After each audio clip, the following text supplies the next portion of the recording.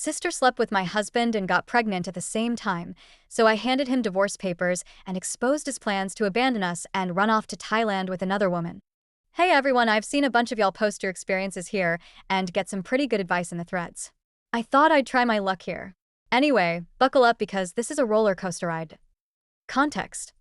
I'm 30F and have been married to my soon-to-be ex-husband Matt, 33M, for close to 6 years now. I am an entrepreneur and run my own company where I sell handmade soaps and candles. I have put my blood, sweat, and tears into making my company what it is today. I built it from scratch and take immense pride in it.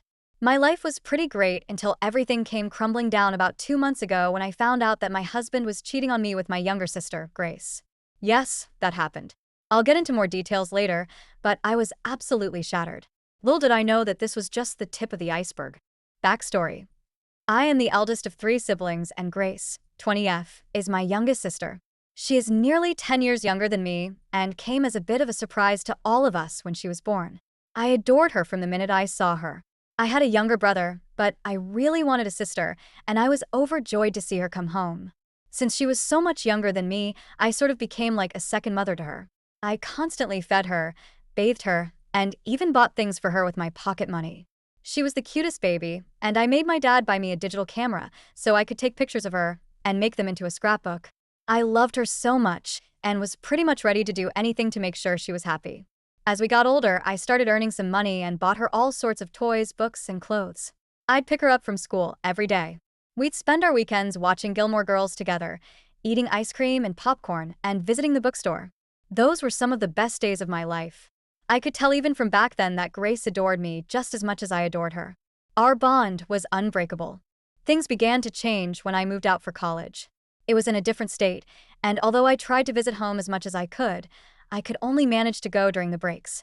I missed everyone a lot, especially Grace, and I hated the fact that I was going to be missing out on such a big part of her childhood. I was thriving in college for the first time in my life. I was staying away from my parents and got way more freedom to do whatever I wanted, so I did the typical college things and went to a bunch of frat parties with my girlfriends. It was at one of these parties that I met Matt. He was actually the DJ and I thought he was the coolest guy ever. He had tons of tattoos, shoulder-length hair, and just exuded charisma.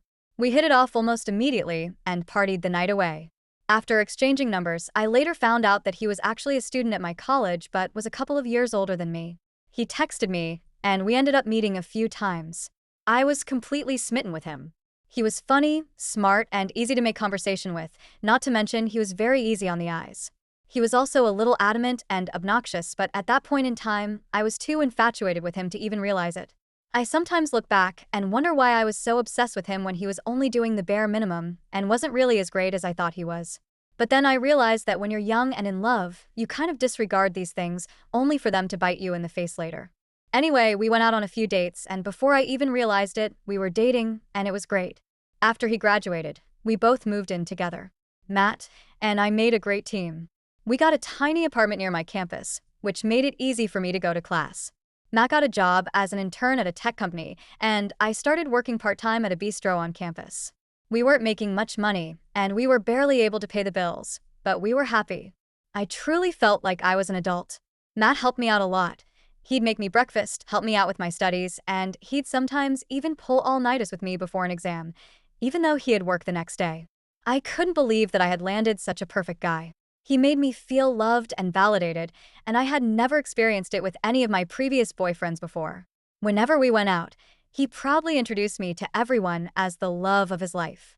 Even at his work parties, he'd make sure to introduce me to all his colleagues and gush about me to the point where I felt a little overwhelmed. He was truly devoted to me, at least that's what it felt like. Matt met my family for the first time the weekend I was graduating. They had heard all about him before on the calls, but had never actually met him until then. By now, we were in a full-fledged relationship, even sharing a bank account. They absolutely loved him. My dad was very hard to please. He never approved of any of my previous boyfriends, but Matt managed to win even him over. My parents were a little angry that I had moved in with Matt without telling them, but after seeing how well he treated me, they weren't too upset. I was thrilled to see Grace. She was almost 13, and this was the first time she was visiting me at college. She had the best time talking to all my friends and professors, and she also loved Matt. I could tell that she kind of had a crush on him because she got shy and fidgety whenever he was around. Over that weekend, Matt had won the hearts of my entire family, and I was relieved because I truly did love him and wanted our relationship to last forever. After graduating, I started working as a personal assistant at the same company that Matt worked at, which was perfect for us because we got to see each other all the time. About a year later, after dating for about 4 years, Matt finally popped the question. It was beautiful. He had planned this beautiful proposal. I was over the moon, and of course, I said yes. When we got back home, I was shocked to see some of our closest friends and my parents and siblings there to celebrate our engagement. He even managed to decorate our apartment. Later, I came to know that Matt flew my family down just for this special occasion. I truly felt like I had found the one. We got married less than a year later, and it was beautiful. Grace was my maid of honor.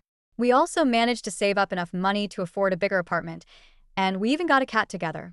As the years passed, I truly felt like I was blessed to have such an amazing husband. He took wonderful care of me and made me feel like a princess. My career was on the rise, and he had also managed to get promoted. We began thinking about starting a family. Meanwhile, things weren't that great with Grace. She changed drastically. Her best friend, who was basically like another sister to her, had tragically passed away. It was very sudden and unexpected, and Grace was inconsolable. I rushed back home to help her, but she was a mess.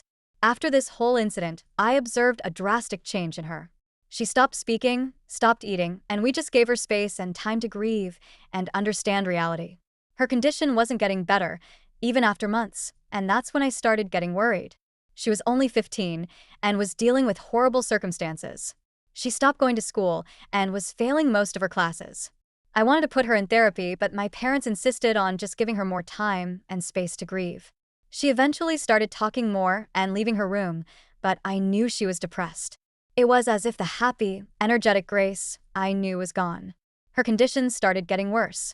I soon started getting calls from my mom, telling me that Grace was hanging out with bad company, older boys who drank alcohol and did drugs. She also told me that she caught Grace smoking. I was shocked because this was completely out of character for her. When Matt and I visited home one Christmas, things went from bad to worse. I could see a visible change in Grace.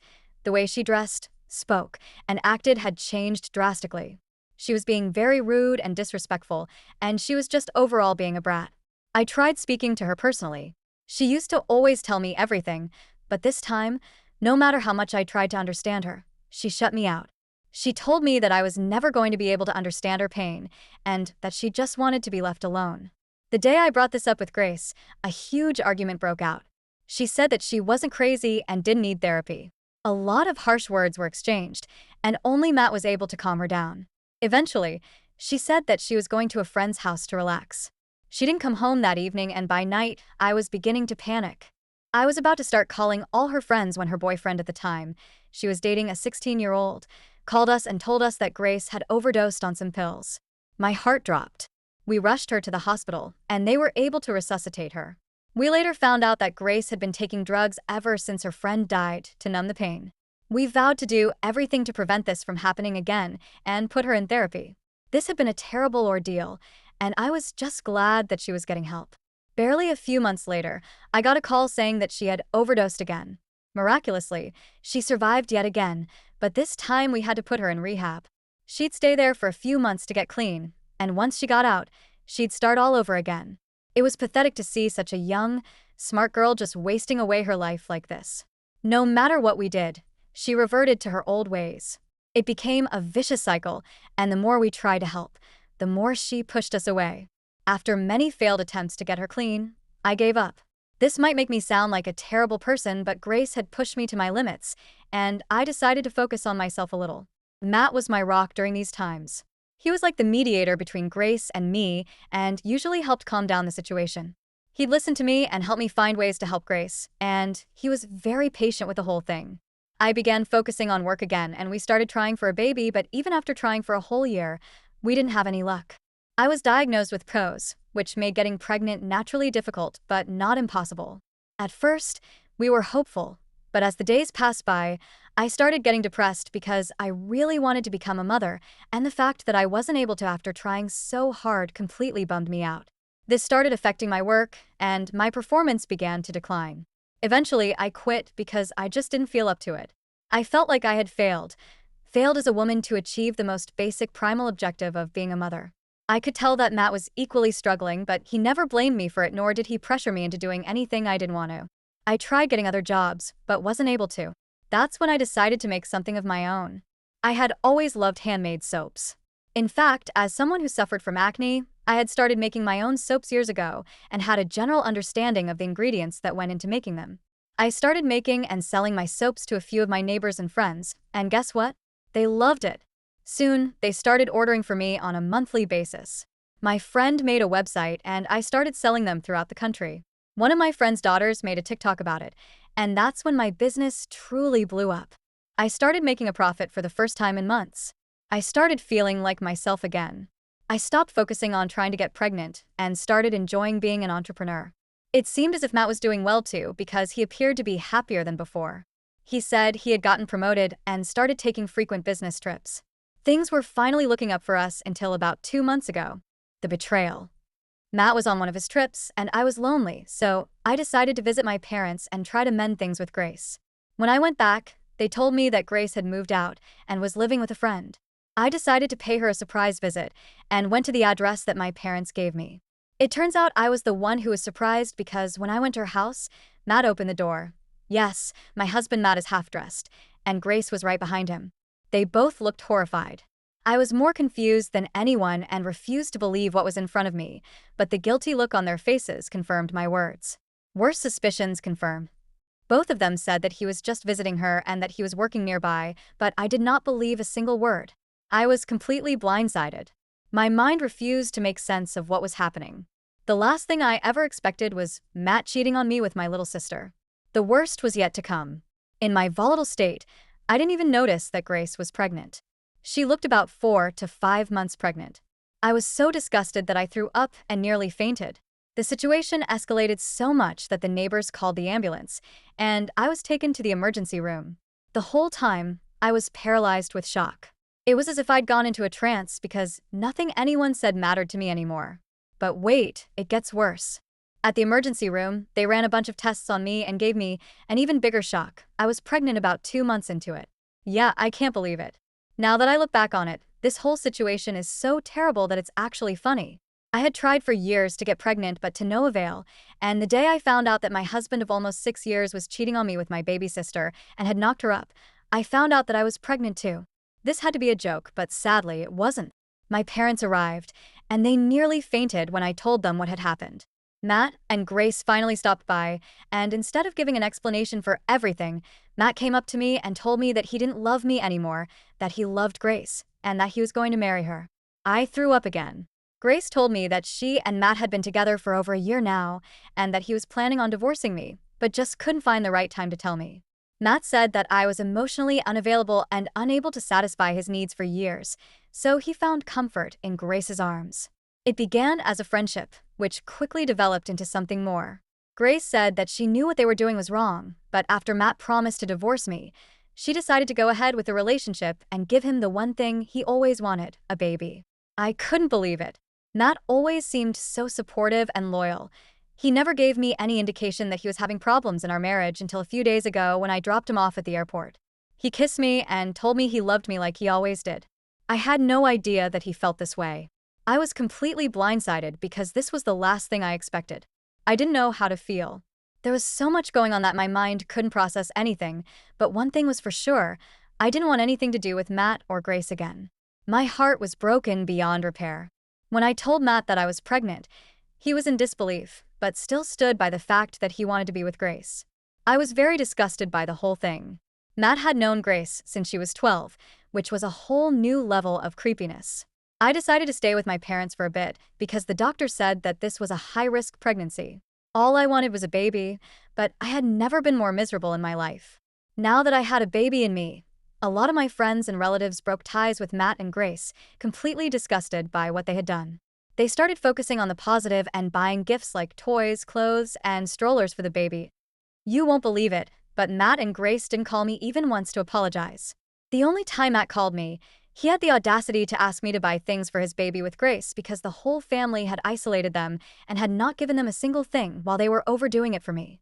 He said that both he and Grace felt like they were being punished by everyone and that their baby deserved just as much stuff as mine did. I couldn't believe what I was hearing. These people had ruined my life and had the audacity to ask me to buy them things. Disgusting. Matt completely blocked me out of his life. In the coming weeks, I tried many times to get in contact with him to discuss what to do further, but he didn't even reply. My parents told me that Grace had been telling them that she had a boyfriend who loved her and treated her well. Every time they asked to meet him, she would come up with some excuse, but they had no idea. It was Matt. I don't know how he did it, but he managed to manipulate my emotionally fragile sister and somehow convince her that I was the problem and he was not in the wrong. That boiled my blood more than anything. Grace's betrayal hurt me more than Matt's. After about 2 weeks of trying to contact him, I decided to get lawyers involved and file for divorce. However, just before I could do it, I got an anonymous email claiming that they had important information about Matt. I thought it was a prank, but I was very curious. I mailed them back saying that I was interested, and then they sent me another email with a link to a folder that contained photos of phone conversations, bank statements, and other documents about Matt. The email said that Matt had lost his job over 2 years ago and had borrowed tons of money from some money lenders. He was unable to pay back what he owed and was now avoiding them and was in a ton of debt. They found out that he had another girlfriend in Thailand who was willing to let him stay at her place. Phone conversations revealed that he had been planning this for months. He secretly bought plane tickets and got a work permit for Thailand and was planning on leaving next month, leaving everything behind so that he could evade paying back his loans and start a new life with her. My jaw dropped. I refused to believe that Matt was this unhinged, but the proof was right there in front of me. Everything was there. All the conversations he had with the money lenders pleading with them for more time, the conversations with his girlfriend talking about how he was going to marry her and bring her to the US. All lies, of course. I haven't spoken to her directly, but my lawyers have been in contact with her. She now knows everything. I haven't spoken to Grace either. The last time I did, she accused me of ruining her life and told me that if I truly loved her, I should have just let this whole thing slide and left Matt alone. I reminded her that Matt didn't love her and was literally planning on leaving her with his baby to raise all by herself, but she still pictured me as the villain. You know what's funny? I'm the one who should be furious right now. Instead, here she was, accusing me of everything. I just can't win. I still love her even after she betrayed me. But the way she's acting now, I feel like it's better if she weren't in my life at all. I know it sounds harsh, but I don't care at this point. As for Matt, since he just possessed an illegal work permit and wasn't actively in Thailand and using it, he technically wasn't doing anything illegal. It would only be illegal if he was caught with it in use, so they legally can't do anything. He's off the hook from that. As for the divorce, his lawyers have tried to paint me in the worst light and have actually demanded shares from my company. We shut that down real quick.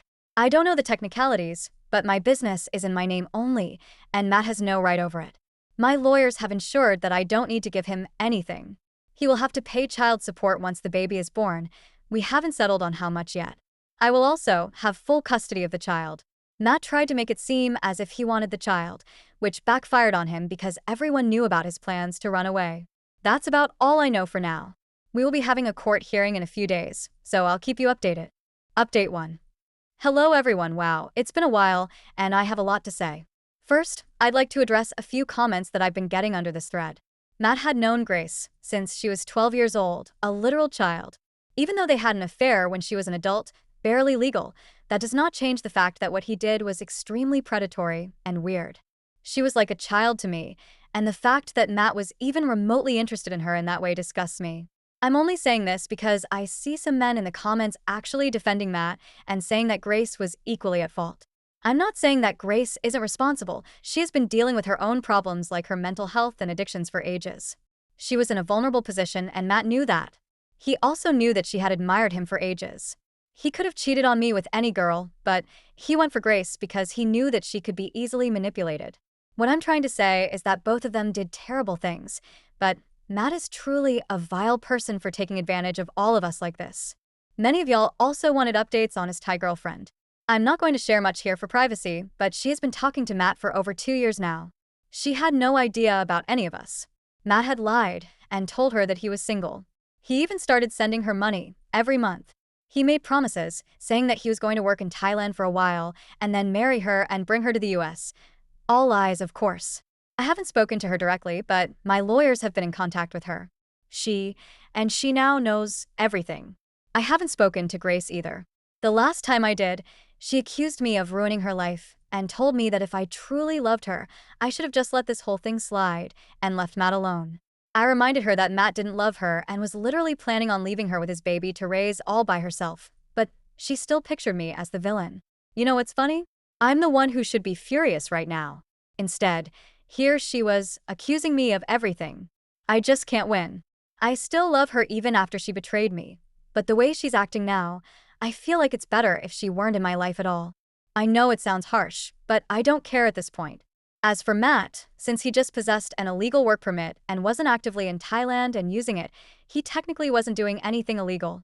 It would only be illegal if he was caught with it in use, so they legally can't do anything. He's off the hook from that. As for the divorce, his lawyers have tried to paint me in the worst light and have actually demanded shares from my company. We shut that down real quick. I don't know the technicalities, but my business is in my name only, and Matt has no right over it. My lawyers have ensured that I don't need to give him anything. He will have to pay child support once the baby is born. We haven't settled on how much yet. I will also have full custody of the child. Matt tried to make it seem as if he wanted the child, which backfired on him because everyone knew about his plans to run away. That's about all I know for now. We will be having a court hearing in a few days, so I'll keep you updated. Update 2. Another quick update. I'm doing okay. I'm 4 months along and still at high risk because of gestational diabetes, but the baby is doing great. I never thought that I'd have to navigate through pregnancy in this way, but I am grateful to my parents for having my back. Every time I see the ultrasound pictures, I feel so excited to meet my child.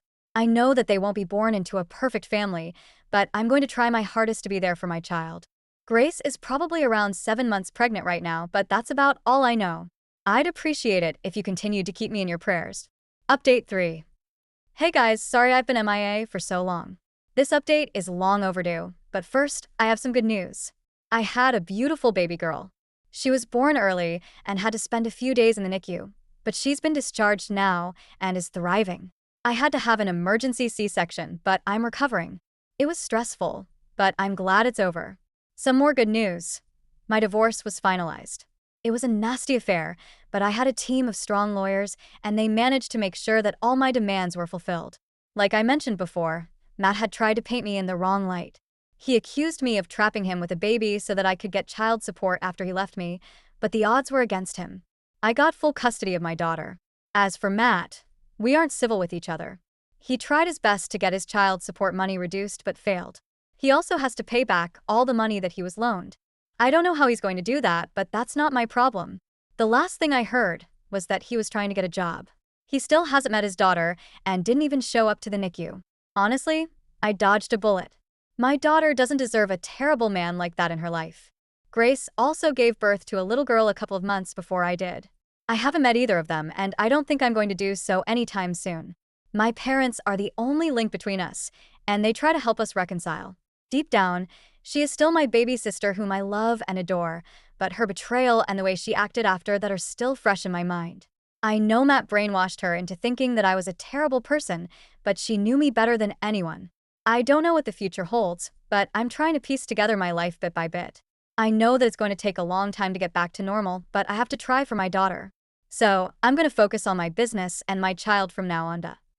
Also, a word of caution to you mad lovers out there.